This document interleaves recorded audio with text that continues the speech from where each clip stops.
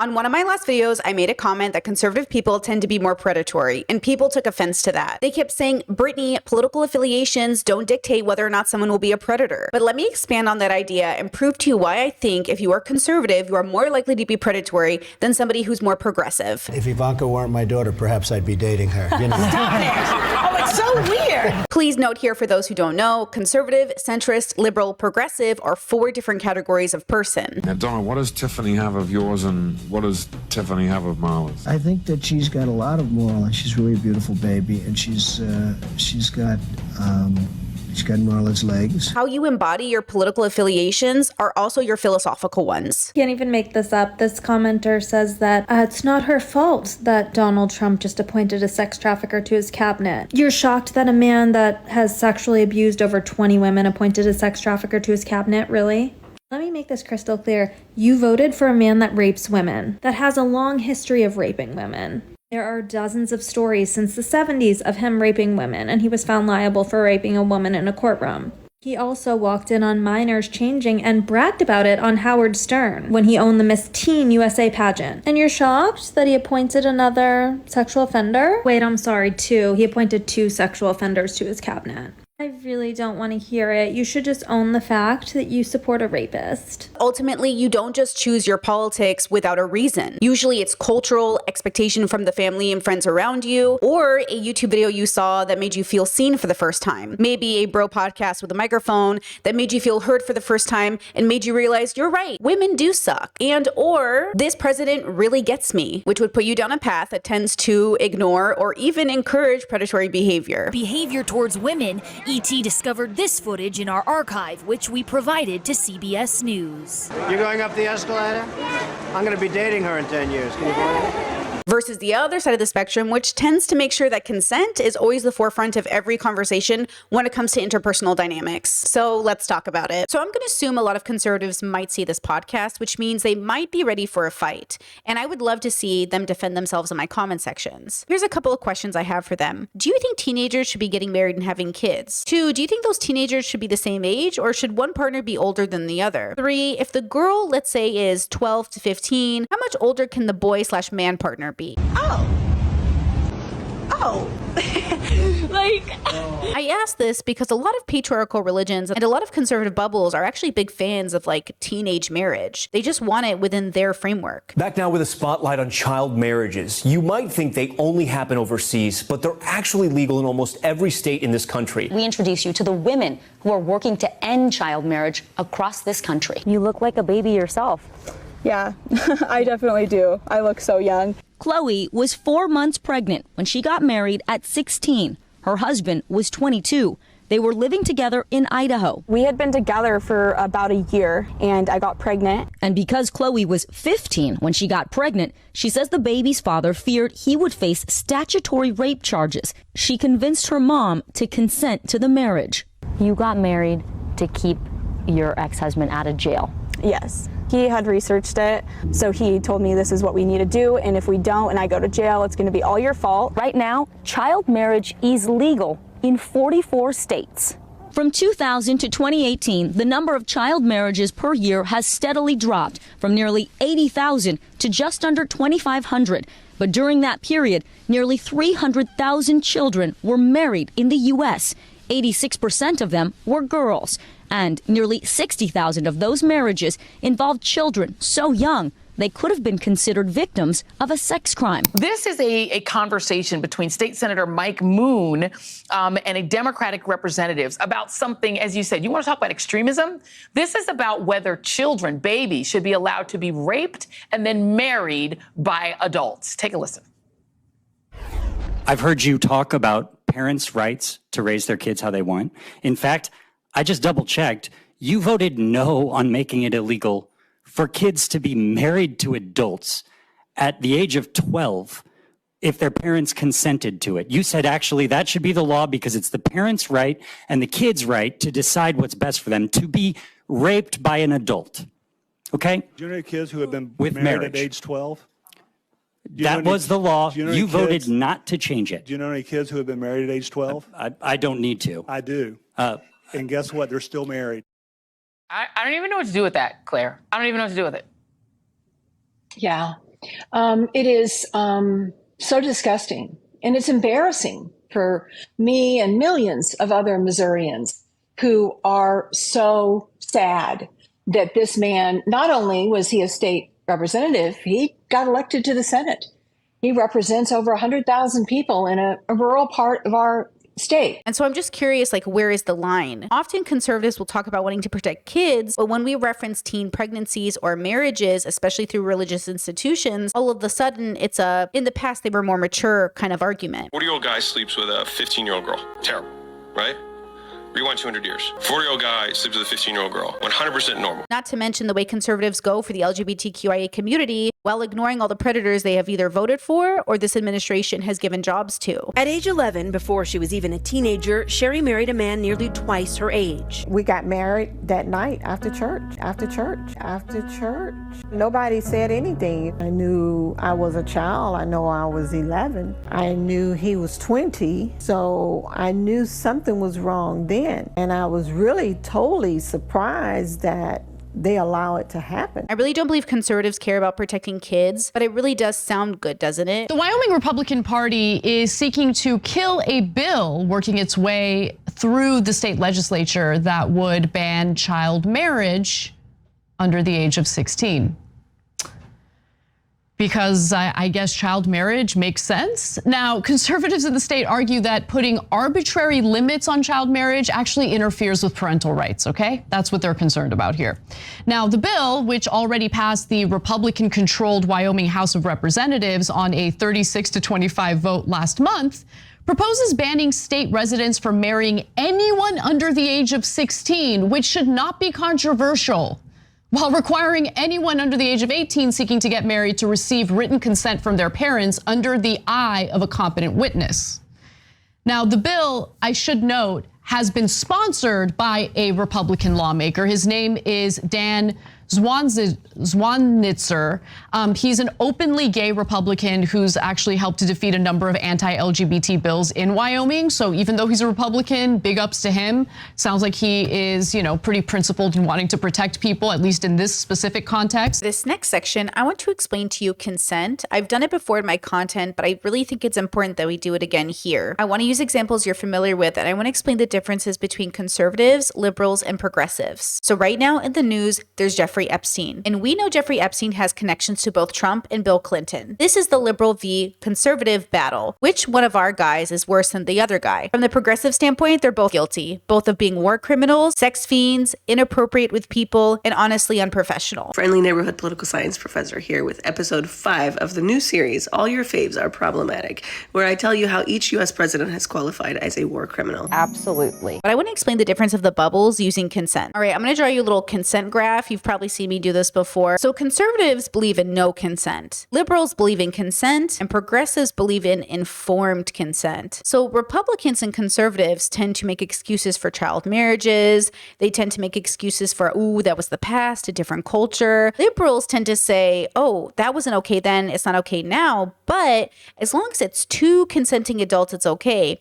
i.e. Monica Lewinsky at 22 and Bill Clinton, as if that was the only thing that qualified consent. It doesn't matter that it's two consenting adults. It also has to have informed consent. So these two bubbles here, you might also hear them say something like, oh, well, if you're at a bar and someone gets you drunk or you get drunk, that's a form of consent. This bubble here would say, well, you need informed consent. And if you're too drunk to give informed consent, it's not consent, right?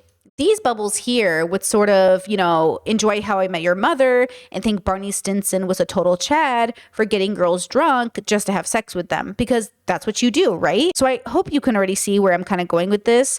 If this is the case, then conservatives are definitely going to be more predatory just on the basis that they don't believe in informed consent. Liberals can also have a similar problem where you think they're liberals because they're pro-gay or cool trans people, but they're not a big fan of being asked for STI testing. You have to have informed consent, which means when someone says, hey, can you get a panel done? I expect you to say yes. If you say no, I'm embarrassed. So automatically, if you have a person who is not prioritizing the sexual safety, mental safety, physical and emotional safety of their partners, and they're not thinking about it, it's not the forefront of their thinking, then they're probably going to more likely be predatory. And again, we're trying to move the word predatory to also include behavior that isn't exactly intentional, but cultural, because that is what rape culture is. It's so ingrained in us that it doesn't even seem like a thought. Like, you're not putting effort into targeting people in a predatory sense, and yet it is predatory, because if you deconstruct it and take it apart, like, why did I get this girl drunk? Just so she would say yes to me.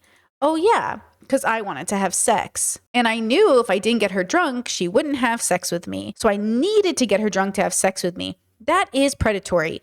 And yet that is exactly what we used to see in media as an okay thing. And it was mostly coming from liberal bubbles. It's not like the characters on How I Met Your Mother would be considered conservative. They're obviously considered liberals. Obviously, it's this idea that they're not exactly religious, pious people who are going to church every Sunday. And they're probably people who are having sex instead. And the question is, do they have the informed consent to even have that sex? And obviously these shows are trying to be funny. So a lot of the sexual situations they're in are also very compromising. And that's what, quote, the humor is. Like, that's the funny. But again, if we laugh at predatory behavior, the question comes, can we also understand that they're supposed to be bad? This goes back to The Boys, when Homelander as a character was, you know, people literally thought he was kind of like cool, and the writers and the actor had to make clear to the audience, like, he is not a good guy. That's the problem with the world. We don't actually know who's good or bad. I saw this TikTok by a gentleman who was talking about nerd culture and why people who love Superman and superheroes always end up kind of being like bad. How particularly young boys can grow up on characters like Superman, Spider-Man, Batman, Captain America, grow up on superheroes and comic books, and still grow up to support oppression. I got you. A lot of boys grow up idolizing power. It's not that Spider-Man or these characters are helping people that they're interested in, is that they hold the power to help. You can see this a lot when you look at how people talk about certain characters, and it's been the most clear to me when people talk about Superman, specifically the Snyder version. The things that so many people hold on to is their desire for power. It's another reason why so many people who claim they were bullied for liking nerdy things turn around and use whatever power they have now to do the same thing to others. Instead of seeing things like determination, justice, and responsibility and being inspired by that, they see them beating people up and going, yeah, that's it. And this goes into Trump and everything else. Why do you like Trump? Why do you like conservatism? Why do you like tradition? Why do you like anything that you do? The woman is 100% the bad guy here. She complains that she has to give up her life for her husband. Well, yes, darling, that's what you do when you get married. You got married, didn't you? If you weren't interested in doing that, why did you get married? Is it because it gives you permission to kind of be a bad person? Is it because it makes you feel like a good person while you do bad? Is it because it allows you to romanticize or feel nostalgic for the past? Message her. She's like, I'm only 16. I was like, give a fuck. Know about me. I'm 21. I don't care. Ultimately, as long as conservatives do not consider consent as a foundation for their relationship, specifically informed consent, we're obviously going to run into issues just naturally. Vivian's younger. Melissa's like 28. Vivian's like 21. Vivian's 21. And at this point, he's been her girlfriend for 6 years. It means that they met when she was 15 years old. Fucking all these 16-year-old women or 18-year-old women, whatever the law is in America. 18? It's 18 usually. You get married at 16. I think. All right, in Romania, 16, sorry. And I know 10 years ago or so, we were having conversations about asking consent before you shook hands or kissed somebody on a date. But the truth is like, it's not the worst practice ever. My habit is people that say I'm a hugger when you meet them for the first time. That shit makes me crazy. I'm not a hugger, okay? I don't want to put my body up against you when I meet you for the first time. It's such a ballsy move. Like, I'm a hug. You want to put your entire body against me for the first time meeting me? It's crazy. Kind of a nice gesture to say to people, hey, are you a hugger? Do you prefer to shake hands? It's nice. It gives people a choice. Being pro-choice is not being pro-abortion. That's right. I think that's a very important distinction. Being pro-choice is allowing them to make their choices. You know how conservatives feel about choice. They're not the biggest fans, even when they say they are. These are my 5 reasons that I am no longer pro-choice. And that's what's so insidious about conservatism, is it loves to brand itself as freedom, but they don't ever give you choices. Ruling in the case of Indiana Dr. Caitlin Bernard, the state attorney general accused Dr. Bernard of a variety of violations after she performed a legal abortion for a 10-year-old sexual assault victim. This ruling came down just about 4 hours ago. The Indiana State Medical Licensing Board found Dr. Bernard did violate her patient's privacy. So this morning, the board is going to issue a letter of reprimand. Dr. Bernard will also have to pay a fine of $3,000, which breaks down to $1,000 for each violation. The Attorney General's office is calling this a victory.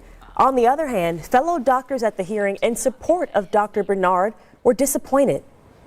It's terrible. You know, as physicians, we, like Dr. Wilkinson has said, are just trying to do the best things for our patients and their families.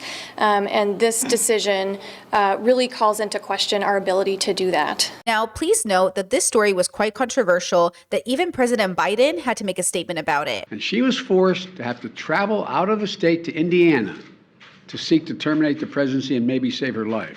That's last part is my judgment. 10 years old. 10 years old, raped, 6 weeks pregnant, already traumatized, was forced to travel to another state. Imagine being that little girl.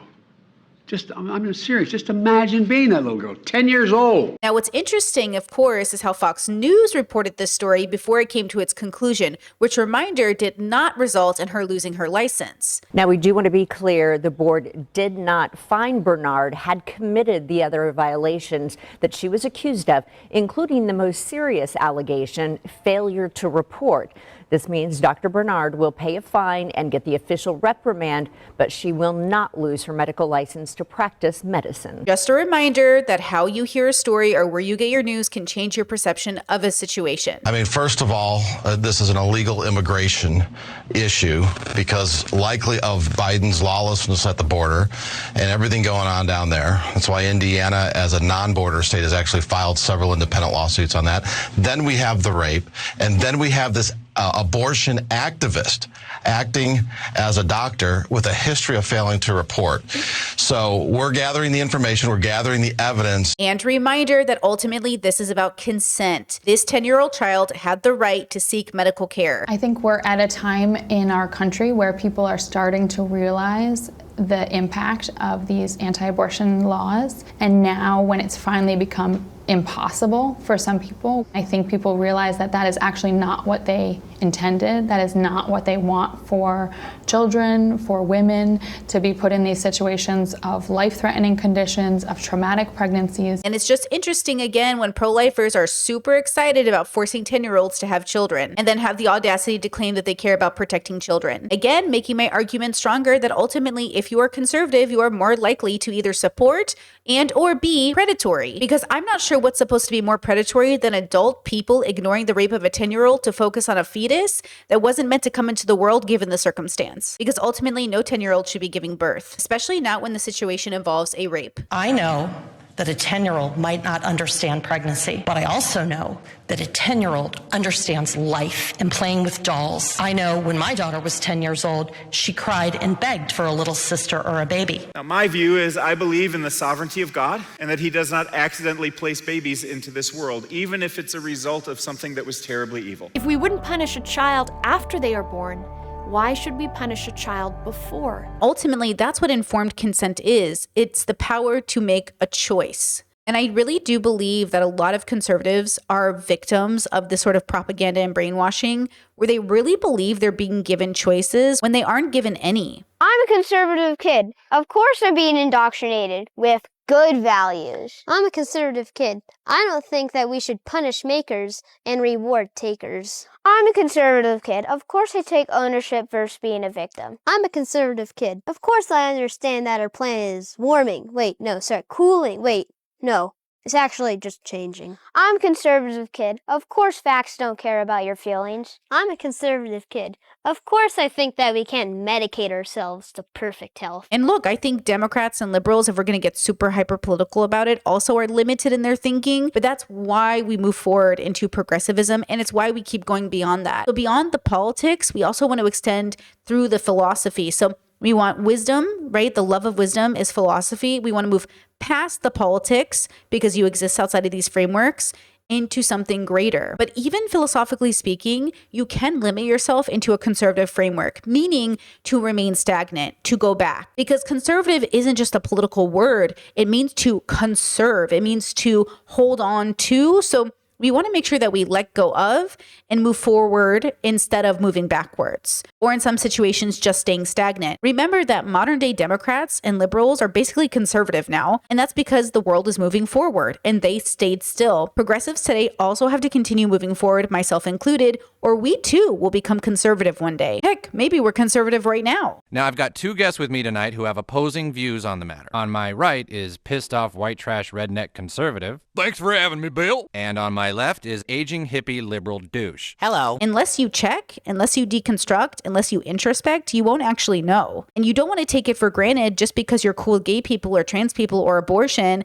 All of a sudden you think, oh yeah, I'm super progressive. It's not just about these individual issues. It's about the philosophical framework of why we do what we do and what is the best course of action for society to take to give people agency over their lives. C is for consent. All right, buckle up and prepare yourself for some Matt Walsh. Grandma wants a hug, but Finn isn't in the mood. That's okay, says Dad. You don't have to give hugs if you don't want to. What a brat this kid is. Okay, so we already know this is going to be bad, but he reviews this book called C is for Consent. Sounds good, right? What could possibly go wrong? That actually is, somewhat surprisingly, this is the worst one yet, I think. This somehow manages to be more disturbing than, books that are pushing transgenderism and bisexuality and all that kind of stuff. Those books are bad too, but don't get me wrong, but this one disturbs me on a deeper level. It's interesting how conservatives can find a problem with just about anything when it comes to kids' consent. This kid is awful. I mean, this is what happens when you have permissive hippie parents. I can't imagine if I was a little kid, if I was like 6 years old and my grandmother came to visit and said, hey, give me a hug. And I said, nah, I don't feel like it, Granny. I cannot imagine what my dad's reaction would have been. It would not have been pleasant, I can tell you. I love this part here where Matt says, oh yeah, if my kid says no, I violate their consent by beating them. Or at least that's what happened to him when he was a kid. And then I guess he does it again to his kids. Talk about not breaking generational curses. I violate my kids' consent all the time in the sense that I force them to do things they don't want to do. Sit down and study! That's much of the day, in fact, involves them doing things that it's not their idea to do those things. They don't really want to do those things. I love that he jumps through hoops to figure out ways to talk about consent in a way that is like very gray and doesn't allow actual nuance, but sounds nuanced. I bring up this point a lot on my stream. We do, in many ways, have a relationship with sort of limiting child's consent when it comes to sort of like bedtimes. But the point of C is for consent is to talk about intimacy, physical touch, and boundaries. It's meant to give kids tools. And honestly, in my own life, I reinforce these rules with my own nieces and nephews. If my nieces and nephews do not want to hug Auntie Brittany, that's okay. If you don't want to give me kisses on the cheek, that's okay. Like, I am not offended. My feelings aren't hurt. It's interesting that in Matt Walsh's mind, and in the mind of a lot of conservatives, what they're really feeling is rejection. To be honest, no. They don't want to be rejected by the kids in their lives. I mean, it does, hurt your feelings a bit when a kiddo is like, no, I don't want to touch you. And it's like, okay, that's fine. But I can understand that initial rejection feeling, but this is why we have to deconstruct and introspect our feelings around rejection. It's not wrong to be rejected. It's just a consent thing. Hey guys, Aldo here with PragerU. Today, I'm in Los Angeles with Billboard Chris, and we're going to be asking people if children can consent to puberty blockers. It's just fascinating that conservatives do understand that children might be too young to consent to puberty blockers, but aren't willing to extend that to marriage or practicing a religion. In an age when many kids are more interested in computer games than spiritual guidance, one 11-year-old has already become an ordained minister. Somebody shout glory, hallelujah! He may not even be in the 6th grade, and his voice may not have broken yet. Fill her with the Holy Ghost and you gotta praise him. But grown men and women pray amen. He brought you here today, hallelujah. kneel down before Ezekiel Stoddard as a prophet. Ezekiel says God has given him the gift of speaking in tongues and of healing. Heal him, Lord. Meaning that if you put your hand on them and they're sick, you can heal them.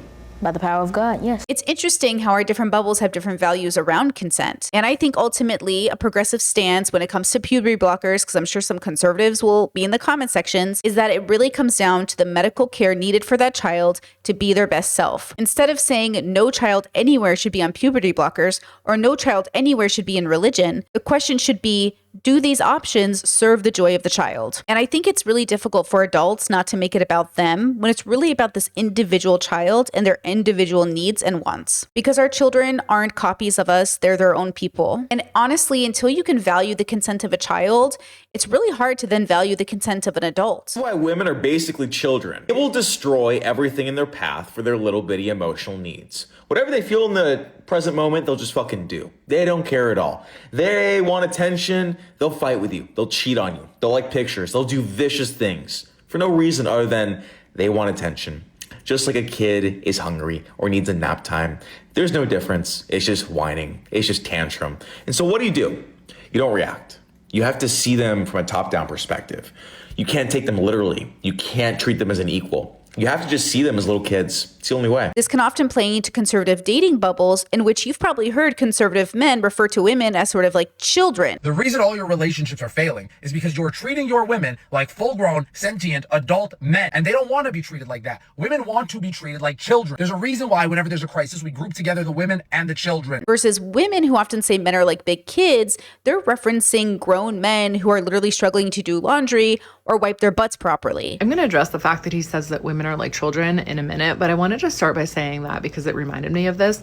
Isn't it interesting that everything that the patriarchy says and everything that guys like this say that women are is actually what men are? Let's start with the basics. Okay, women are bad drivers. Actually, men are worse drivers. So bad that their insurance rates are higher. They cause more accidents, they get more traffic tickets, and they have more DUIs. Women talk too much. Actually, men talk more. Studies across different contexts like school and work have concluded that it is in fact true that men talk more and perceive that they have talked less. Women are so emotional. Women are not the ones that are taking a pew-pew and ventilating a grocery store and its shoppers. We are also not the ones declaring war because we are incapable of working something out with another world leader. They don't literally think men are literal children. They're just concerned that 45-year-old men don't know how to floss or brush their teeth. The point I'm trying to make is that if you do not value a person because you think they're literally less than you or less capable, you certainly won't consider their consent, and you will feel entitled to their bodies. And of course, the branding around these types of unions is he's the protector, and he will serve the family. He's this great hero who's lifting this woman out and giving her a home and providing for her. Every little girl is born into this world with a father to be her protector from countless evils, especially untamed emotions in herself. Her emotions are a wild horse that needs to be tamed. Particular dangers that come with a young man who is not a man yet, but still a boy, and he is to protect his daughter. Eventually, that young man will become a man, a real godly man, and he can pass off to a husband to be her protector. It's a story they tell themselves. I'm not a predator, I'm a hero. I'm not a predator, I'm a patriarch. I'm not a predator, I'm a husband. And that husband will be God's gift to that woman to protect her from many evils. And brothers, this is one of the main reasons that we're married. This is one of the main job responsibilities in our marriage is to protect our wives. Now, we are starting to see some pushback. There's a great deal of guys who take great pride in being a protector of their wife, of their family, but don't realize that one of the biggest ways that we can be a protector of those people that we care about is to protect them from ourselves. Although DV is a very real and evil thing that exists in the world, it's not necessarily the discussion that we're here for today. The point that I'm here to make is about our mental and emotional ways that we can unconsciously, subconsciously cause harm to the people that we care about most. It could be our judgments, our shame, our guilt that we toss in their direction. Men are accountable for over 92% of violent crime on this planet.